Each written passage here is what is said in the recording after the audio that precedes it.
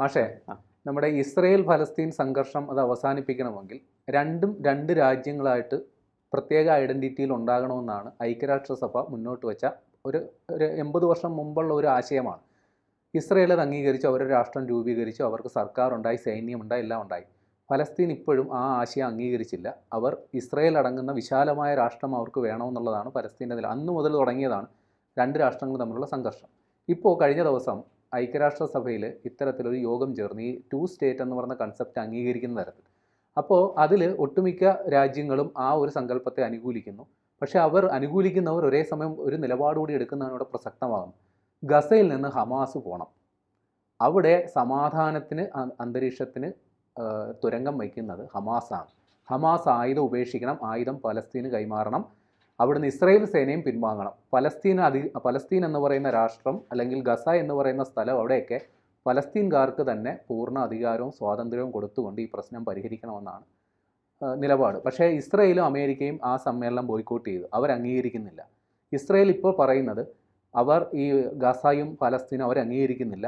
അവർ west ബാങ്കിൽ already ഇസ്രായേലിൻ്റെ ആൾക്കാരെ കൊണ്ട് പാർപ്പിക്കുന്നുണ്ട്. ഈ ഗസ അവർ മുഴുവൻ ഇടിച്ചു നിരത്തുകയാണ്. ഗസയിൽ ഒരു ടൂറിസ്റ്റ് വില്ലേജ് ഉണ്ടാക്കണമെന്നൊക്കെയാണ് പ്ലാൻ. ചുരുക്കി പറഞ്ഞാൽ പലസ്തീൻ ഇസ്രായേലിൻ്റെ ഭാഗമാകണമെന്നുള്ളതാണ് ഹിഡൻ അജണ്ട. ഇങ്ങനെ രണ്ടുപേരും ഒരു പുതിയ തലത്തിലേക്ക് ഇപ്പോൾ എത്തുകയാണ്. ഈ ഗസ പലസ്തീൻ സംഘർഷം, അതിൻ്റെ ഒരു മാനുഷിക പ്രശ്നമൊക്കെ ഉണ്ടല്ലോ, അതിൻ്റെ ഭാവി എന്തായിരിക്കും? അല്ലെ, ചരിത്രത്തിൽ വളരെ അസാധാരണമായിട്ടുള്ള, അതേപോലെ നമ്മളെ അമ്പരപ്പിക്കുന്നതുമായിട്ടുള്ള ഒരു പ്രയാണമാണ് ഇവിടെ നമുക്ക് യഥാർത്ഥത്തിൽ കാണാൻ കഴിയും. കാരണം ബ്രിട്ടീഷ് കോളനിയിൽ നിന്ന് രണ്ട് രാഷ്ട്രങ്ങൾ രൂപപ്പെടുകയാണ്. ബ്രിട്ടീഷ് കോളനി ആയിരിക്കുന്ന സമയത്ത് അത് പലസ്തീൻ ആയിരുന്നു. പക്ഷേ ലോകത്ത് ഗതികിട്ടാത്ത പ്രേതങ്ങളായിട്ട് നടന്നിരുന്ന ജൂത വംശജരായിട്ടുള്ള മുഴുവൻ ആളുകളുടെയും ഒരു ഭൂലോകം, അല്ലെങ്കിൽ അവരുടെ ഒരു ഭൂമി, ജൂതഭൂമി എന്ന് പറയുന്ന ആ സങ്കല്പം സാക്ഷാത്കരിക്കാൻ വേണ്ടിയിട്ടുള്ള ഒരു ആഗ്രഹത്തിൻ്റെ പുറത്താണ് യഥാർത്ഥത്തിൽ ബ്രിട്ടീഷുകാർ തന്നെ മുൻകൈ എടുത്തിട്ട് ഇസ്രയേൽ എന്ന് പറയുന്ന രാഷ്ട്രം രൂപീകരിക്കും. അപ്പോൾ അങ്ങനെ ഇസ്രയേൽ എന്ന് പറയുന്ന രാഷ്ട്രം രൂപീകരിക്കുന്ന സമയത്ത് ലോകത്തുള്ള മുഴുവൻ ആളുകളും ഈ ഇസ്രയേലിനൊപ്പമായിരുന്നു ശരിക്കും. കാരണം ജൂതന്മാർക്കൊപ്പമായിരുന്നു. കാരണം നമുക്കറിയാം, രണ്ടാം ലോക മഹായുദ്ധ കാലവുമായി ബന്ധപ്പെട്ട് ഈ ജർമ്മനിയിൽ വലിയ തരത്തിലുള്ള ഹോളോകാസ്റ്റ് നടത്തുക, എന്നുവെച്ചാൽ കൂട്ടക്കൊല നടത്തി ഏതാണ്ട് 60 ലക്ഷത്തിലധികം വരുന്നതായിട്ടുള്ള ജൂതരെ കൊന്നൊടുക്കിയ ഒരു കാലത്ത്, ആ കാലത്തിൻ്റെ ഒരു അമ്പരപ്പും അതേപോലെ തന്നെ അതിൻ്റെ ഭയചകിതമായിട്ടുള്ള അവസ്ഥയും ഒക്കെ ജൂതന്മാർക്കൊപ്പം ലോകത്തെ മുഴുവൻ നിർത്തുകയാണ്. അങ്ങനെയാണ് ഈ ജൂതന്മാരുടെ ഒരു രാഷ്ട്രം ഇസ്രായേൽ എന്ന് പറയുന്ന രൂപം കൊള്ളുന്നത്. അന്ന് കൊണ്ടുവന്ന കൺസെപ്റ്റാണ് ഈ 2 സ്റ്റേറ്റ് കൺസെപ്റ്റ് എന്ന് പറയുന്നത്, ദ്വിരാഷ്ട്രവാദം എന്ന് പറയും. എന്ന് വെച്ചാൽ ആ ഭൂപ്രദേശം മുഴുവൻ രണ്ട് രാഷ്ട്രമാകും, ഒന്ന് ഇസ്രായേൽ രാഷ്ട്രം, മറ്റൊന്ന് പലസ്തീൻ. പക്ഷെ അന്ന് പലസ്തീൻ അത് അംഗീകരിച്ചിരുന്നില്ല, അറബികളും അംഗീകരിച്ചിരുന്നില്ല, അറബ് രാഷ്ട്രങ്ങളെല്ലാം അതിനെതിരായി.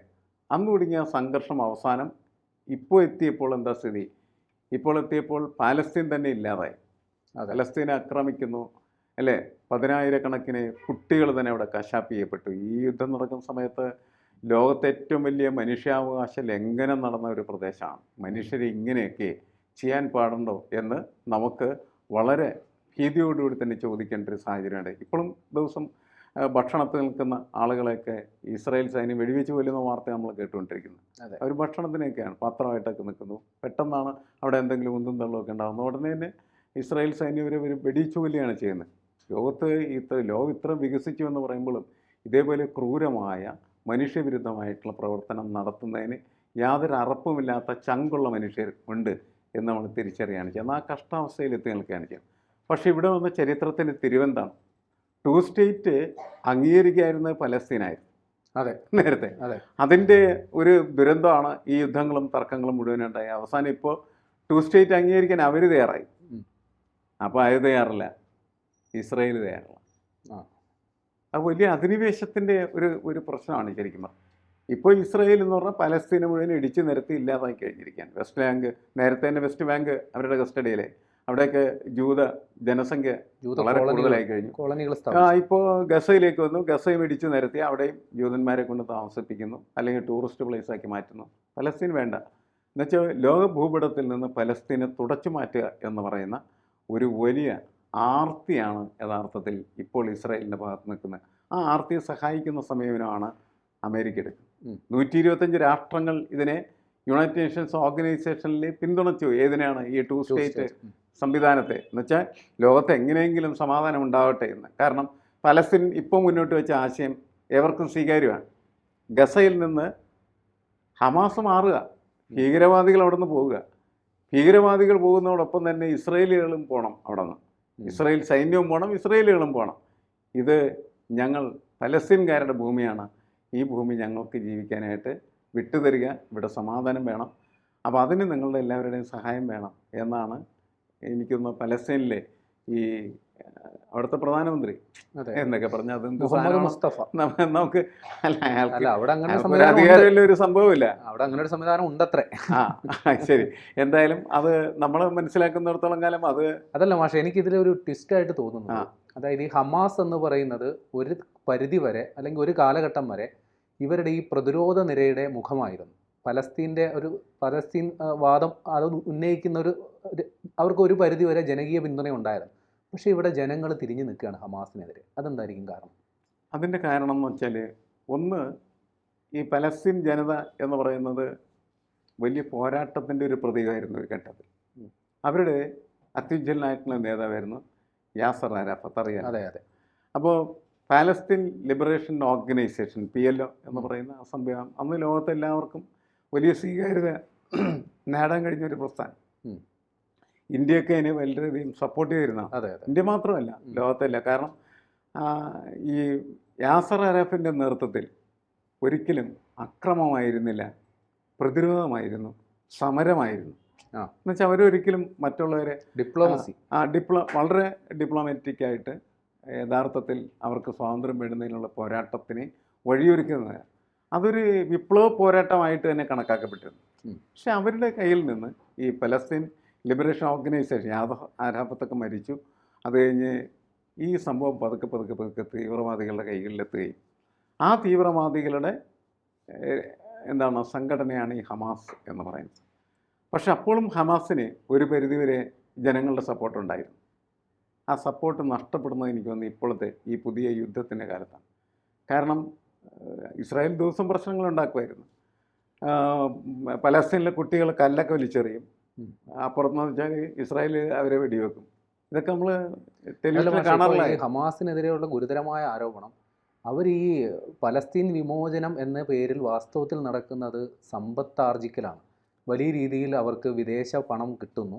അത് പലരും, അതായത് യഹിയ സിൻവാർ അടക്കമുള്ളവർക്കെതിരെ ആരോപണമുണ്ട്. വലിയ രീതിയിൽ സമ്പത്ത് കുന്നുകൂട്ടി. അതുമാത്രമല്ല, ഇവർക്ക് കിട്ടുന്ന സാമ്പത്തിക ഭക്ഷണമടക്കമുള്ള സഹായങ്ങൾ ഇവർ മസിൽ പവർ ഉപയോഗിച്ച് കൈക്കലാക്കുന്നു. അപ്പോൾ ഇത്തരം ചില യാഥാർത്ഥ്യങ്ങൾ ഇതിൻ്റെ പിന്നിൽ ഉണ്ടെന്ന് വാർത്തകൾ വരുന്നുണ്ട്. അല്ല, ഇത് നേരത്തെ തന്നെ ഉള്ളതാണ്. ഞാൻ പറയുന്നത് പുറത്തേക്ക്, അതായത് ഇവർ ഒരുതരം കൊള്ളസംഘമായിട്ട് മാറി കാശ് പിടിച്ച് പറിച്ചെടുക്കുന്നതിനുള്ള ഒരു സംവിധാനം. പേര് പലസ്തീൻ ജനത എന്നത് മാത്രമായിരുന്നു. പക്ഷേ ഇവരത് മുഴുവനും അടിച്ചെടുക്കുന്നു. അത് മാത്രമല്ല, ഈ പുതിയ യുദ്ധത്തിൻ്റെ കാലത്ത് അവർ ഇസ്രായേൽ കയറി അടിച്ച് ഇസ്രായേലിലെ 2000-ലധികം വരുന്നതായിട്ടുള്ള ആളുകളെ കൊന്നൊടുക്കി. അതിൻ്റെ ഒരു റിപ്രക്കഷനാണ് ശരിക്കും പറഞ്ഞിട്ടുണ്ടെങ്കിൽ ഈ യുദ്ധവും ആ യുദ്ധത്തിൻ്റെ ഫലമായിട്ട് മരിച്ചു വീണ മനുഷ്യരും. ഏതാണ്ട് എനിക്ക് തോന്നുന്നു ഇപ്പോൾ 60,000-70,000 ഇസ്രായേലിന് പറയാൻ ന്യായമായി. അല്ല, ഇസ്രായേലിന് ന്യായം ഉണ്ടാക്കി കൊടുത്ത ഇവരാണ്. അങ്ങനെ ഇവർ എന്ത് ചെയ്തു? ഈ പലസ്തീൻ ജനതയുടെ ശത്രുപക്ഷത്ത് നിലയുറപ്പിക്കപ്പെടാവുന്ന രീതിയിൽ പൊസിഷൻ ചെയ്തു. അതാണ് പ്രശ്നം. അപ്പോഴാണ് ഇതൊക്കെ എക്സ്പോസ്ഡ് ആവുന്നത്. ഇവരെന്താണ് ഇത്രയും കാലം ഞങ്ങൾക്ക് വേണ്ടി ചെയ്തിരുന്നത് എന്നവർ അന്വേഷിക്കുന്ന സമയത്ത് അവർ മനസ്സിലാക്കുന്ന കാര്യം, അവർക്ക് ലോകത്തിൻ്റെ വിവിധ ഭാഗങ്ങളിൽ ലഭിച്ചിരുന്നതായിട്ടുള്ള സഹായങ്ങൾ അതുകൊണ്ട് ഇവർ അടിച്ചെടുക്കും. ഭക്ഷണമായിട്ടും മറ്റ് പല തരത്തിലും എത്തിയിരുന്ന സംഭവങ്ങൾ, അതിൻ്റെ പണം എല്ലാം ഈ സംഘടനയിൽ പ്രവർത്തിക്കുന്ന ആളുകളുടെയും അതിൻ്റെ നേതാക്കളുടെയും കൈകളിൽ എത്തിച്ചിരുന്നു. സംഘടനയിൽ താഴെയുള്ളവരൊക്കെ മിക്കവാറും കൂലിപ്പട്ടാളം പോലെയാണ് പ്രവർത്തിക്കപ്പെട്ടത്. പക്ഷേ നേതാക്കൾ മുഴുവൻ ഇങ്ങനെ പിടിച്ചുപറിക്കാരും കൊള്ളക്കാരുമായിട്ട് മാറി സമ്പത്തുണ്ടാക്കുന്ന ഒരു രീതിയിലെത്തും.